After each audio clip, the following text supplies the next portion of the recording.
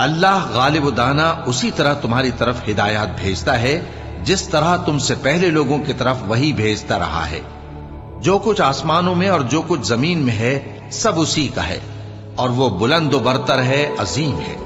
قریب ہے کہ آسمان اوپر سے پھٹ پڑیں اور فرشتے اپنے پروردگار کی تعریف کے ساتھ اس کی تسبیح کرتے رہتے، اور جو لوگ زمین میں ہیں ان کے لیے معافی مانگتے رہتے ہیں۔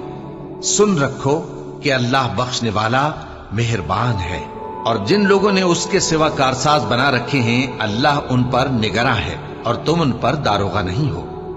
اور اسی طرح ہم نے تمہارے پاس قرآن عربی بھیجا ہے تاکہ تم اس مرکزی شہر یعنی مکے کے رہنے والوں کو اور جو لوگ اس کے ارد گرد رہتے ہیں ان کو خبردار کرو،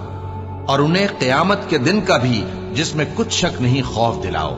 اس روز ایک فریق بہشت میں جائے گا اور ایک فریق دوزخ میں، اور اگر اللہ چاہتا